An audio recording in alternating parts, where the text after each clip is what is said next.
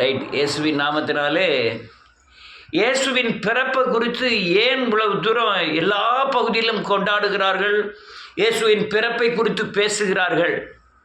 இது கொண்டாட்டத்திற்கு மட்டுமல்ல, நாம் புரிந்து கொள்ளக்கூடிய அநேக காரியங்கள் இயேசு கிறிஸ்துவின் பிறப்பில் இருக்கிறது. அநேகர் ஆட்டம் பாட்டம் கொண்டாட்டம், குடியில் அமைப்புறது என்ன, மட்டன் சாப்பிட்றது என்ன, கேக்கு சாப்பிட்றது என்ன, புது துணி உடுத்துகிறது என்ன, அல்லையா டான்ஸ் ஆடுகிறது என்ன, இப்படியெல்லாம் கொண்டு போகிறாங்க.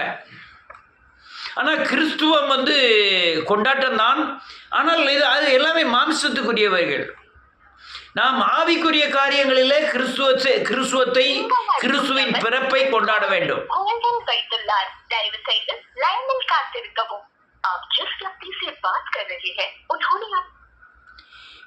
இப்படி கொண்டாட வேண்டும். அதாவது அல்லையா இயேசு பூமியிலே பிறந்தார், மரியாளிடத்தில் பிறந்தால், பெத்தலையில் பிறந்த வர போற்றி துதி மனமே அப்படின்ட்டு அந்த கொண்டாட்டம் அல்ல.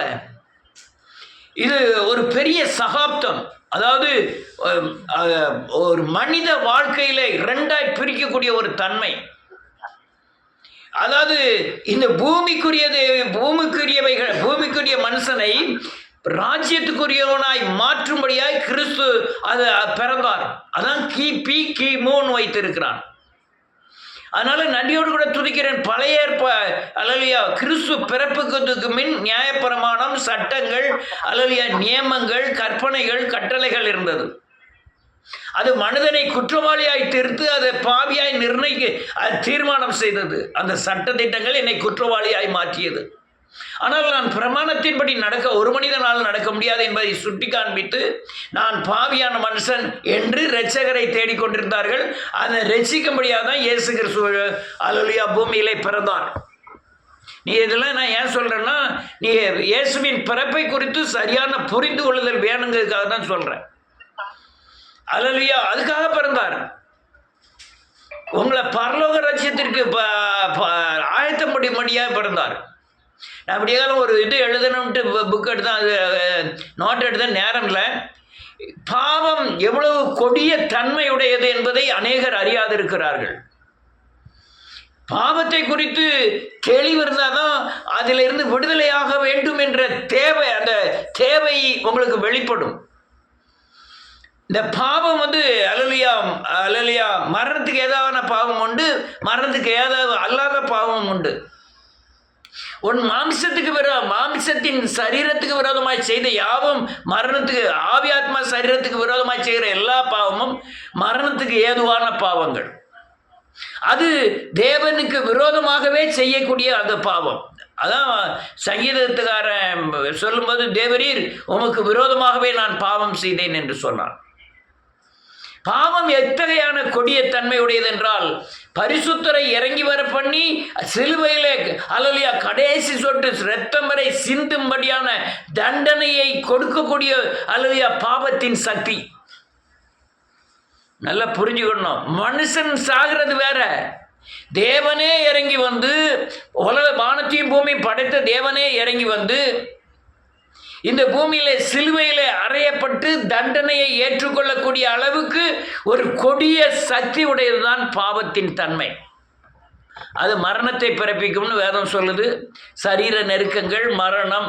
ஆனால் கிறிஸ்து பூமியிலே பிறந்ததினால் அந்த மரணத்தை ஜெயித்து நமக்கு ஜீவனை கொடுத்து நான் மரிப்பதில்லை என்பதை தேவன் வைத்தார்.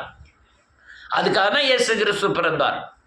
நான் மரிப்பேன், ஆனால் என் சரீரம் மரிக்கும், என் ஆத்துமா மரிப்பதில்லை. அதற்காக கிறிஸ்து பூமியிலே பிறந்தார். அது உன்னதமான ஒரு பாக்கியம். இதை அறிந்து கொள்வதுதான் பாக்கியம். இயேசுவை அறிந்து கொள்வதை காட்டிலும் இயேசுவின் பிறப்பை குறித்து ஏன் பிறந்தார், எதுக்கு பிறந்தார், நான் அதில் எனக்கு என்ன பங்கு, அல்லேலூயா எனக்கு என்ன கிடைத்தது என்பதை நீங்கள் புரிந்து கொண்டால்தான் அந்த பிறப்பின் நிமித்தம் உண்டாகிற ஆசீர்வாதம் உங்களை அடையும். கிறிஸ்துவமே நீ புரிந்து கொள்ள ஏற்றுக்கொள்ள பின்பற்ற தான் உங்களுக்கு ஆசீர்வாதம். நீங்கள் இயேசுவே அறியாமல் அல்லேலூயா விக்கிரகத்தை சேவித்தது போல கிறிஸ்துவை சேவித்தீர்களானால் அந்த விக்கிரகத்துக்குரிய பலன் தான் உங்களுக்கு கிடைக்குமே தவிர கிறிஸ்துவின் பலன் கிடைப்பதில்லை. அதான் அவன் பவுல் சொல்லும்போது சொன்னான், அல்லேலூயா, கிறிஸ்துவை அறிகிற அறிவின் மேன்மைக்காய் இந்த உலகத்தை எல்லாத்தையுமே நஷ்டமும் குப்பையுமாய் எண்ணுகிறேன் என்று சொன்னான். அப்போ நம்ம கிறிஸ்துவின் பிறப்பை குறித்து சரியான தெளிவு வேண்டும். அல்லேலூயா, அந்த பூமியை ரெண்டாய் பிளப்பதற்காக இயேசு கிறிஸ்து பிறந்தார். பாவி பரிசுத்தன். அல்லேலூயா, மனுகுலத்தின் மீட்பிற்காக இயேசு கிறிஸ்து பிறந்தார். சாபத்தை அல்லேலூயா சுமந்து மரித்து அவனுக்கு ஜீவனை கொடுக்கும்படியா இயேசு பிறந்தார். பிசாசின் தலையை நசுக்கும்படியாய் இயேசு பிறந்தார். பிசாசின் மேல் அதிகாரம் தரும்படியாய் இயேசு பிறந்தார். தனக்கு பிள்ளையாய் என்னை ஏற்றுக்கொள்ளும்படியாய் இயேசு பிறந்தார். என்னை ராஜாவாய் ஆசாரியனாய் மாற்றும்படியாய் இயேசு பிறந்தார். அல்லேலூயா, எனக்காய் வலது பரிசுத்திலே பரிந்து பேசுகிற தேவன் அவரோடு கூட என்னை அமரப்பண்ணும்படியாய் இயேசு பிறந்தார். இயேசு ஒருவேளை பிறப்பாதிருந்தால் நானும் நரகத்திற்கு நியமிக்கப்பட்டிருந்திருப்பேன். இதெல்லாம் நீங்கள் தெளிவாக புரிந்து கொண்டால்தான் உங்களுக்கு விடுதலையை சுதந்திரிக்க முடியும். இல்லைன்னா நீங்கள் எவ்வளோ தூரம் புரிந்து கொள்வீங்களோ அவ்வளோ தூரம் தான் விடுதலை. அதனால் அறிவதே அறிவு, தேவனை அறிவதே அறிவு. அதனால் அதில் இயேசு கிறிஸ்து பிறப்பதுக்கு அது ஆவிக்குரிய முறையில் பிறக்கிற காரியங்கள், ஆவிக்குரிய நடைமுறைகள், ஆவிக்குரிய ஆலோசனைகள் எல்லாமே இந்த உலக சக்திக்கு அப்பாற்பட்டது. அதனால் நான் ஏன் வேதனைப்படுகிறேன், ஏன் இந்த ஊழியத்தில் பாடுபடுகிறேன், ஏன் யாரோ எங்கேயோ பிறந்த யாரோ ஒரு மனிதனுக்காக நான் ஏன் பிரயாசப்படுகிறேன்? இதுதான் தேவனுடைய அறிவு. இதுதான் அல்லேலூயா தேவனுடைய ஆத்துமாவை தேவனிடத்திலே சேர்க்கும்படியாய் செய்கிற கிரியைகள் எல்லாம் உலகத்தை சார்ந்தவைகள் அல்ல, அது பரலோகத்தை சார்ந்தவைகள். ஆலோசனைகளும் நடக்கைகளும் நான் பரலோகத்திலிருந்து பெற்றுதான் அல்லேலூயா இவர்களை நடத்த வேண்டும். எந்த அளவு உங்களுக்கு புரியுதுன்னு தெரில. புரிஞ்சுக்கிட்டீங்கன்னா நீங்கள் பாக்கியவான்கள். அல்லேலூயா, ஸ்தோத்திரம். இதில் தேர்ந்தெடுத்த முதல் மகள், முதல் ஆத்மா மரியாள். இது ரொம்ப உன்னதமானது. இயேசு கிறிஸ்துவின் வழிமுறைகளை அறிவது இயேசு வெளிப்படுத்தினால் ஒழிய அந்த வழிமுறைகளை ஒருவனும் அறியான். இன்னைக்கு எத்தனையோ 300 கோடி கிறிஸ்துவர்கள் இருக்கிறார்கள். எல்லாரும் கிறிஸ்துவை அறிந்தார்களான்னா இல்லை. தமிழ்நாட்டிலே அல்லது 2 கோடி 3 கோடி கிறிஸ்தவர்கள் இருக்கிறார்கள். எல்லாரும் கிறிஸ்துவை அறிந்தார்கள்னா இல்லை. அதனால தான் தேவ பிரசன்னம், தேவனுடைய விடுதலையை பூமியிலே அல்லேலூயா சுதந்திரிக்க முடியவில்லை. அநேகர் அல்லேலூயா கிறிஸ்துவின் வழிமுறைகளை அறியாதனால தான் கிறிஸ்துவின் பலனை பெறாதவர்களாய் காணப்படுகிறார்கள். அல்லேலூயா, சோதரம். அதனால நன்றியோடு கூட துதிக்கிறேன் இயேசுவின் நாமத்தினாலே. இந்த காணாத, அறியாத, மனுஷனுடைய யோசனையில் வராத, யாரும் யூகிக்க முடியாத கிரியைகளை செய்கிறவர் தான் கிறிஸ்து. அது மனிதன் மூலமாய் செய்கிறார். இப்போ இந்த உலகம் அறிந்திராத, அறியக்கூடாத, அறிய முடியாத ஒரு தேவன் ஒரு மனிதனுடைய வயிற்றில் பிறந்து இந்த பூமியில பிறந்து அவர் வளர்ந்து அவர் பலியாகி மனுகுலத்தை மீட்க வேண்டும். அதற்கு தெரிந்தெடுத்த ஒரு பாத்திரம் தான் மரியாள். அவளால ஜீரணிக்க முடியல. என்ன ஜீரணிக்க முடியல? சிறு பெண் அப்படின்னு சொல்றாங்க. சிறு பெண், ஒரு அடிமை பெண், ஒரு ஆட்டுக்குட்டியை கூட பலியிட முடியாத ஏழை குடும்பத்தை சேர்ந்த, ஆசாரிய வகுப்பை சேர்ந்த அல்லேலூயா ஒரு மரியாள். அந்த மகளை தேர்ந்தெடுத்து தன்னுடைய திட்டத்தை அவர் மேல் வைத்து, அல்லேலூயா நீ கர்ப்பவதியாய்வாய் அப்படின்னு சொல்லும் பொழுது அந்த புருஷனை அறியாதிருக்கிறேனே என்று சொன்ன அவள் இது எப்படி ஆகும் அப்படிங்கிற தன்மை அவளுக்குள்ள உண்டாகி கேள்விக்குரிய, அது எல்லாத்துக்கும் உண்டாகக்கூடியது. இதுதான் கிறிஸ்துவின் செயல்கள், மனுஷன் அறிந்திராத வழிகள். ஒரு பாத்திரம் வெளிப்பட வேண்டியதற்கு, ஒரு மீட்பர் வெளிப்பட வேண்டியதற்கு, ஒரு 2வது சகாப்தம், அல்லேலூயா பூமியை 2ஆக பிரிக்கக்கூடிய ஒரு சகாப்தம் பிறக்க வேண்டியதற்கு, நியாயப்பிரமாணத்தை ஆவியின் பிரமாணமாய் மாற்ற வேண்டியிருக்கு. மாம்சத்திலே உழந்து கொண்டிருந்த பிசாசின் ஆளுகைக்குள்ளே இருந்த ஜனங்களை அல்லேலூயா ஆவியின் ஆளுகைக்குள் கொண்டு வந்து பரலோக ராஜ்யத்துக்கு ஆயத்தமாவதற்கு தெரிந்து கொண்ட முதல் பாத்திரம் அல்லேலூயா மரியாள். அந்த மரியாதை சொல்லியிருக்கான், யோசேப்பு நீ சேர்ந்து அதுக்கப்புறம் ஒரு குழந்தையை பெற்றெடுப்பாய், அவர் பேர் இல்லை. முதல்ல போடும்போதே பயங்கர பெரிய குண்டாவை தூக்கி போட்டுறாரு ஆண்டவர். நீ கன்னியா இருக்கிற ஒரு குழந்தையை பெற யாரால ஜீரணிக்க முடியும்?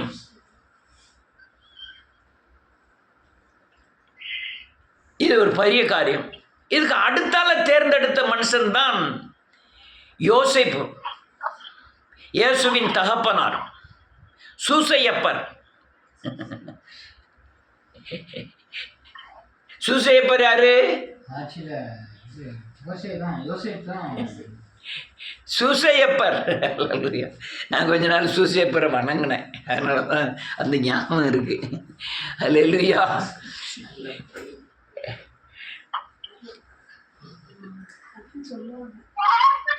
சூசையப்பர். இந்த யோசேப்பின் அப்பா பேர் யாக்கோப்பு. அந்த பழைய யாக்கோப்பு மகன் யோசேப்பு போல இந்த யாக்கோப்பின் மகனும் யோசேப்பு. இவன் அநேகர் சொல்றாங்க அவர்கிட்ட கழுதை தான் இருந்தது, பெரிய சொத்து சுகம் இல்லை, அதனாலதான் இல்லை. அது தேவ திட்டத்தின்படி அவர் எகிப்துக்கும் நாசரத்துக்கும் போனாரே தவிர அவர் அல்லேலூயா ராஜ குடும்பத்தை சேர்ந்தவர், தாவீதின் வழி வந்தவர், சாலமோனின் வழி வந்தவர், அல்லேலூயா அவர் அல்லேலூயா ரூத்தின் வழி வந்தவர், அல்லேலூயா போவாசின் வழி வந்தவர். போவாசெல்லாம் பல கோடீஸ்வரன். ஏன் அப்படி சொல்றேன்னா, அந்த அல்லேலூயா இந்த ராஜ வம்சத்தை சேர்ந்தவர்களுடைய சொத்தை யாரும் வாங்கவும் கூடாது, யாரும் விற்கவும் கூடாது, வாங்க மாட்டாங்க. அதனால தலைமுறை தோறும் அந்த சொத்துக்கள் அவங்க பின்னாலே வந்துகிட்டு இருந்திருக்குமே தவிர அவர் ஏழை எல்லாம் கிடையாது. அவர் நியாயப்பிரமாணத்தை பின்பற்றுகிறவர், நியாயப்பிரமாண சட்டங்களின்படியெல்லாம் நடந்தவர். அல்லேலூயா. ஆனால் ஒரு தேவ தூதன் வந்து அல்லேலூயா உனக்கு கல்யாணம் முடியறதுக்கு வேண்டிய நியமிக்கப்பட்டிருக்க பெண்ணிடத்தில் இருந்து இயேசு பிறக்க போறான்னு சொன்னோன்னே ஒரு பயங்கர சந்தேகம் வந்துட்டு, ஐயம் ஏற்பட்டதுன்னு எழுதியிருக்கு. அதுக்கு அர்த்தம் சந்தேகம் என்ற அர்த்தம். ஐயம் என்றால் சந்தேகம். இந்த சந்தேகம் ஏற்பட்டு அவளை தள்ளிவிட மனதாயிருந்தாராம் யோசேப்பு. வாசிக்கலாம்.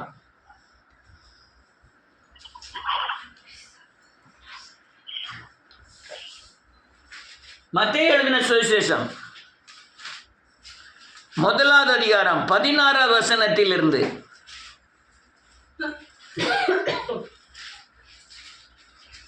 யாரா வாசிக்க செல்ல. ஆமென். ஆமென்.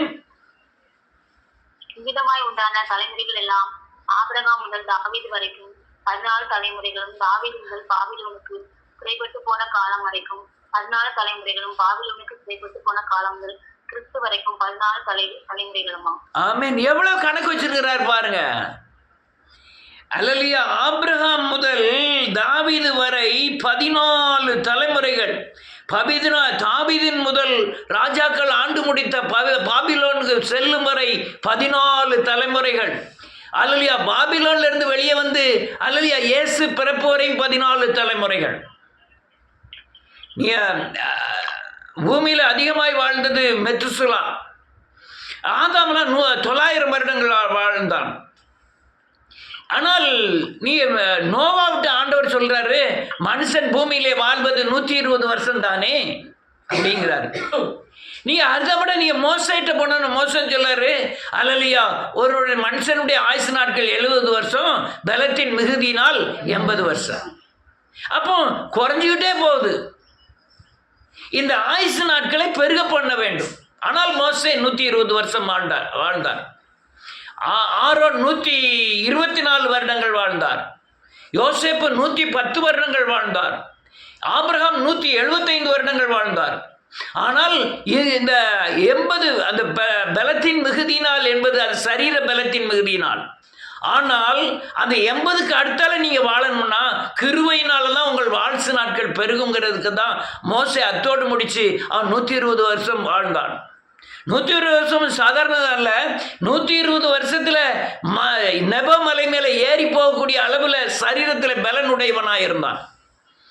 மனுஷர் காணாத தூரத்துல போகும் வரை, அல்லேலூயா மலை மேல் ஏறி போகும் வரை அவன் அல்லேலூயா பலசாலியாயிருந்தான். ஆனால் கிறிஸ்துவின் பிறப்புக்கு முந்தி நமக்கு மரணம் இல்லை. நான் மரித்தாலும் பிழைப்பேன், மறியாமலும் இருப்பேன் என்று வேதம் சொல்லுகிறது. மரிப்பது சரீரம், ஆத்மா மரிப்பது இல்லை. அப்போ மரணத்தை ஜெயித்தவர் வந்து வரணும். அதனால தான் அல்லேலூயா இந்த இந்த காரியங்கள் எல்லாம் நடக்கிறது. இந்த வருஷங்கள் எல்லாம் எழுதப்பட்டது. எல்லா வருஷங்களுக்கும் கணக்குகள் உண்டு, எல்லா காரியங்களுக்கும் கணக்கு உண்டு. அது நமக்கு சரியானபடி தெரியல.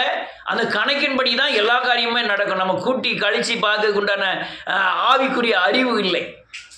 எல்லா காரியத்திலையும் எல்லாத்துக்கும் முடிவும் எல்லாவற்றையும் தொடக்கமும் இதில் எழுதப்பட்டிருக்கிறது. எழுப்புதல் எப்போ வரும்னு கூட எழுதப்பட்டிருக்கு. ஆனால் அதை கண்டுபிடிக்கக்கூடிய ஆவிக்குரிய பலன் இல்லை. வேதம் என்பது பெரிய கடல். அதில் தலை முடிய கூட நனைத்தவன் ஒருவனும் இல்லை. ஒரே வசனத்தில் பல கோணங்களில் ஆண்டவர் ஆலோசனை கொடுக்க வல்லவர்.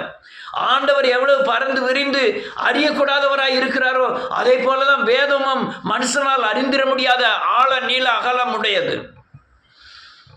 அல்லேலூயா, சோதரம். அடுத்தல வாசிமா. இயேசு கிறிஸ்துவினுடைய ஜனனத்தின் விவரமாவது, ஆமென், அவருடைய தாயாகி யோசேப்புக்கு நியமிக்கப்பட்டிருக்கையில் ஆமென், அவர்கள் கூடி வரும் முன்னே பரிசுத்த ஆவியினாலே கர்ப்பவதியானார் என்று காணப்பட்டது. அவள் புருஷனாகிய யோசேப்பு நீதிமானாய் இருந்து அவளை அவமானப்படுத்தி இல்லாமல் ரகசியமாய் அவளை தள்ளிவிட யோசனையாய் இருந்தான். ஆமென். நல்ல கேளுங்க. வேதம் சொல்லுது எல்லா பக்கமும் காணப்படுகிறது. இப்படி ஒரு 15 வயசு பிள்ளை கல்யாணம் முடியாம குழந்தை உண்டாயிருக்கிறா. காணப்பட்ட உடனே யோசேப்பினிடத்தில் வந்து சொல்லப்படுகிறது, இதோ இந்த மகளை உனக்காக நிச்சயதார்த்தம் பண்ணி இருக்கிறார்கள், திருமணம் செய்ய போகிறார்கள், அந்த மகள் இப்போ கர்ப்பமாக இருக்கிறாள் அப்படின்ன உடனே இவன் அவளை யோசேப்பு மரியாளை அவமானப்படுத்த எண்ணம் இல்லாமல் ரகசியமாய் தள்ளிவிட மனதில் எண்ணிக்கொண்டிருந்தான். அந்த நேரத்தில் தேவனுடைய அல்லேலூயா ஆலோசனை தரக்கூடிய ஆட்கள் மிகவும் குறைவாக இருந்தார்கள். எங்க நம்ம மல்கியா தீர்க்கதரிசி முடியுது, அதுக்கப்புறம் தான் இயேசு கிறிஸ்து அல்லேலூயா இந்த புதிய ஏற்பாடு ஆரம்பிக்கக்கூடிய காலங்களுக்கு பின்பாக தான் யோசேப்பு வாழ்கிறார். அது அந்த நேரங்களில் தேவனுடைய சத்தம் ரொம்ப அபூர்வமாக இருந்தது.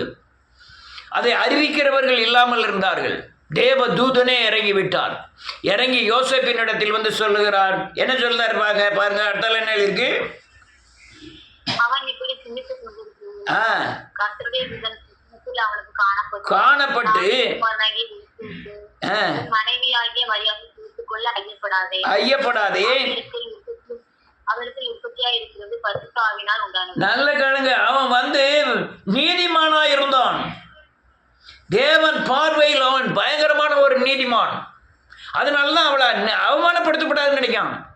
அவன் சரியானதை செய்கிறவன், நேர்மையானவன், நியாயமாக நடந்து கொள்பவன், பாவங்களை எல்லாம் தவிர்க்கிறவன் நீதிமான், தைரியமாயிருப்பான். வேதம் சொல்லுது நீதிமான் தைரியமாயிருப்பான். தர்மத்தின் பாதையில் நடப்பவன், ஜெபங்களுக்கு அல்லேலூயா பலன் கிடைக்க செய்ய எப்போதும் ஜெபம் பண்ணி கொண்டிருக்கிறவன் இந்த நீதிமான். அதனாலலாம் அல்லேலூயா நன்றியோடு கூட துதிக்கிறேன். எப்படி இந்த அறியக்கூடாத ஒரு செய்தியை நினைத்து அல்லேலூயா தான் பெரிய காரியம் அல்லேலூயா பெருசாக அவளை அவமானப்படுத்த மனதில்லாமல் தள்ளிவிட மனதாயிருந்தான். அவன் நீதிமானாக இருந்தபடியினால்தான் இந்த தேவ தூதனானவர் அவனையும் சந்தித்து பேச ஆயத்தமானார். அவனை சந்தித்து பேச ஆயத்தமாகிறார். அவன் நீதிமான், அவன் சொன்னா கேட்பான் அப்படிங்கிறத அவர் அந்த தேவதூதன் அறிந்திருந்தார். அடுத்த வசனம் எழுதியிருக்கு, அவள் ஒரு குமாரனை பெறுவாள், அவருக்கு இயேசு என்று பெயரிடுவார்கள், ஏனெனில் அவர் ஜனங்களின் பாவங்களை நீக்கி அவர்களை ரட்சிப்பார் என்றான். ஆமென். இவன் எல்லாரும் மேசியாக்கு எதிர்பார்த்து கொண்டிருக்கிறாங்க. இயேசு பிறக்க போறாரு, அதுவும் இவன் வயிற்றுல தான் பிறக்க போறாரு அப்படின்னு கேள்விப்பட்ட உடனே ஏற்றுக்கொண்டான். யோசேப்பு ஏற்றுக்கொண்டான். அதுக்கப்புறம் தான் அல்லேலூயா நன்றியோடு கூட துதிக்கிறேன். இயேசு என்று பெயருடைய பாவங்களை நீக்கி ரட்சிக்கிறவர், எல்லா ஜனங்களிலும் பாவங்களை நீக்கி ரட்சிக்கிறவர் ஒருவர் வருவார் அப்படின்னு அநேக தீர்க்கதரிசி சொன்னதையெல்லாம் அல்லேலூயா நினைவு கூர்ந்து பார்க்கிறான் இந்த யோசேப்பு.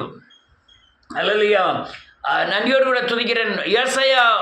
ஏசாயா, தாவீது, ஆபிரகாம், மோசே, அல்லேலூயா, யோசுவா, அல்லேலூயா, யோசேப்பு, இவர்கள் எல்லாருமே இந்த இயேசுவை முன்குறித்தது மட்டுமல்ல, இயேசு கிறிஸ்துவின் பிரதிபலிப்பாய் வாழ்ந்தார்கள். அல்லேலூயா, மோசே ஆகட்டும் இயேசுவின் சாயலாய் வாழ்ந்தார்கள். அல்லேலூயா, தாவீது இயேசுவின் சாயலாய் வாழ்ந்தான். அநேக காரியங்கள் இயேசுவுக்கு முன்னடையாளமாய் இருந்தார்கள். இதையெல்லாம் நினைவு கூர்ந்து இந்த தேவதூதன் சொல்வதை ஏற்றுக்கொண்டு தன் மனைவியையும் ஏற்றுக்கொண்டு அந்த ஊரே காலி பண்ணிட்டு போகிறான் இயேசு. அப்போ வாசிப்போம் 13வது வசனத்தில், 2வது அதிகாரம் 13வது வசனத்திலிருந்து. வேற யாராவது வாசிங்க, அவன் கொஞ்சம் தெவங்கிருப்பான். மத்தேயு 2:13 யாராவது வாசிங்க.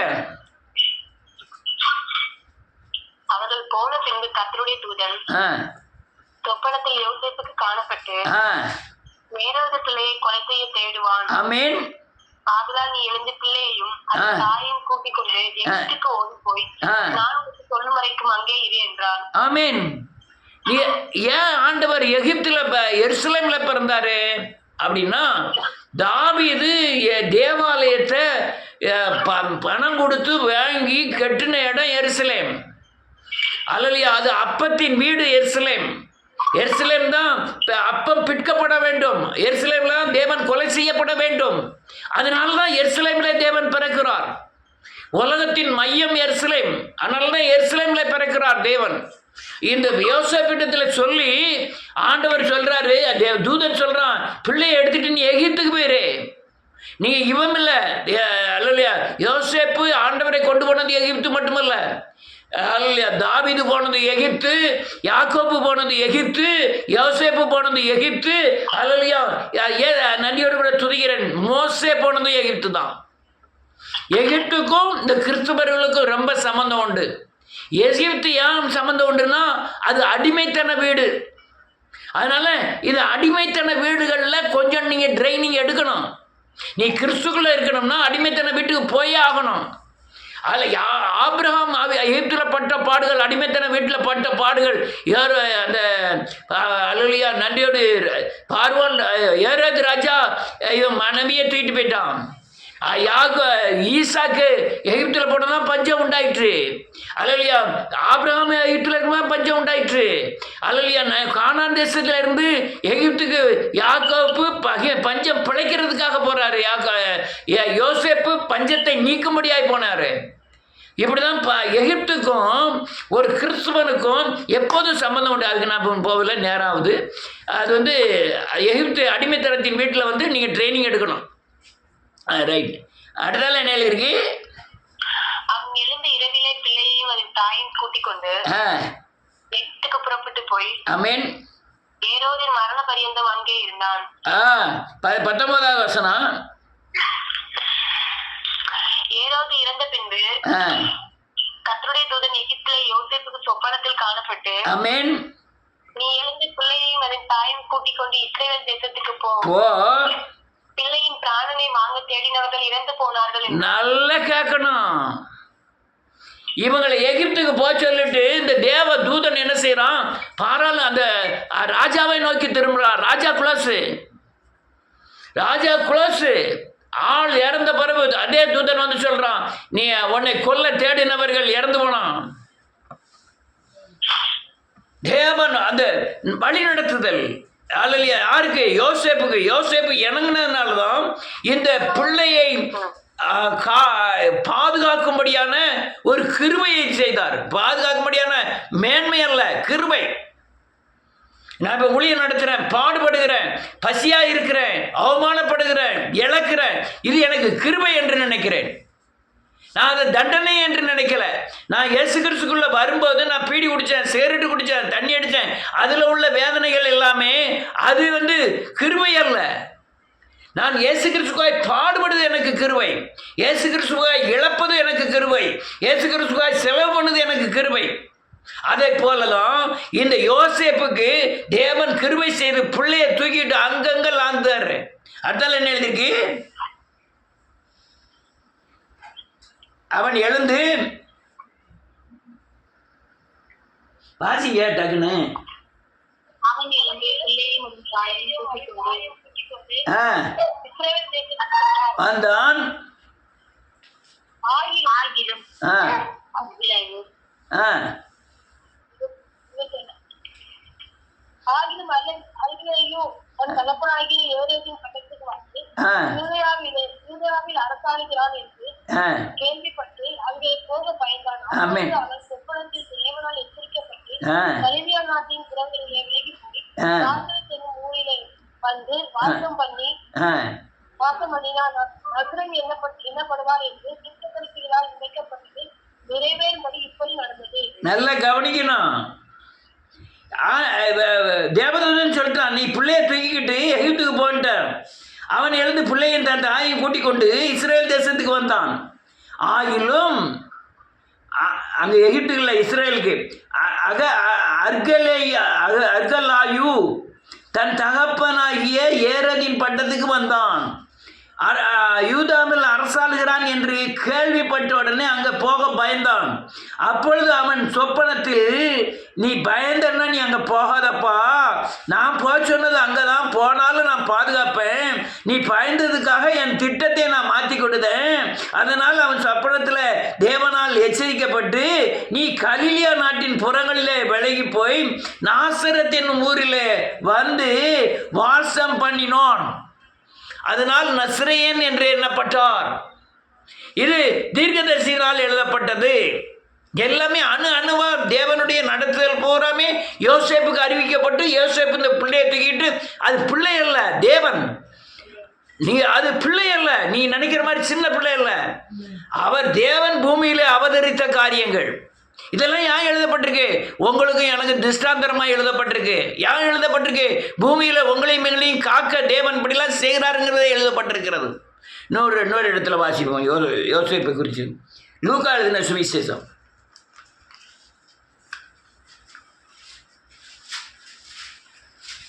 2ஆம் அதிகாரம் 4. லூக்கா 2ஆம் அதிகாரம் 4. அப்பொழுது யோசேப்பும் தான் தாவீதின் வம்சத்தானும் குடும்பத்தானுமாய் இருந்தபடியாலே தனக்கு மனைவியாக நியமிக்கப்பட்ட கர்ப்பவதியான மரியாளுடனே குடிமதி கருதப்படும்படி கலிலியா நாட்டில் உள்ள நாசரேத் ஊரிலிருந்து யூதேயா நாட்டில் உள்ள பெத்லெகேம் என்னும் தாவீதின் ஊருக்கு போனான். ஆமென். பெத்லெகேமுக்கு கொண்டு போறோம். பெத்லெகேம் என்ன எழுதியிருக்கு? குடிமதிப்பு எழுதப்படும்படி எல்லோரும் தங்கள் ஊர்களுக்கு போனார்கள். அப்பொழுது யோசேப்பு தான் தாவீது வம்சத்தானும் குடும்பத்தினுமாய் இருந்தபடினாலே தனக்கு மனைவியாக நியமிக்கப்பட்டு கர்ப்பவதியான மரியாளுடன் குடிமதிப்பு எழுதுவதற்காக அவன் பெத்லெகேம் போகிறான். அல்லேலூயா. தாவீதின் வம்சங்கள் எல்லாம் அல்ல குடிமதிப்பு எழுத போனோம். இப்போ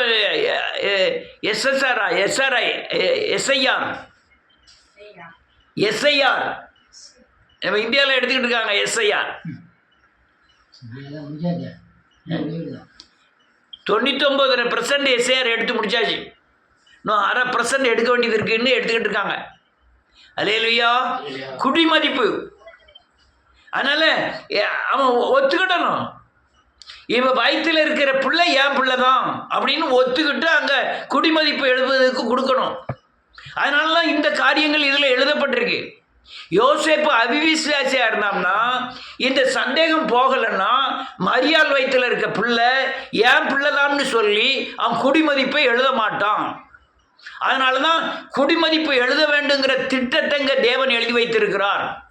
இவன் முதல்ல சந்தேகப்பட்டவன், மனைவியை தள்ளிவிடலான்னு நினைத்தவன், இவ்வளவு காரியங்களை தேவன் நடத்துதலை பார்த்துட்டு, இல்லை இது தேவன் நடத்துதல் தான், இயேசு தான் பிறக்க போகிறாரு, பாவங்களை நீக்கி இரட்சகர் என் மனைவி வயிற்றிலிருந்து பிறக்க போகிறாருன்னு சொல்லி, அதுக்கப்புறம் அதை என் பிள்ளைதாங்கிறத கவர்மெண்ட்டுக்கு எழுதி கொடுக்குறார் யோசேப்பு. அல்லேலூயா. இன்னொரு வசனத்தை வாசிப்போம். வாசிக்கணும், கொஞ்சம் டக்கு டக்குன்னு வாசினா முடிச்சிடலாம். 21ஆவது வசனத்திலிருந்து.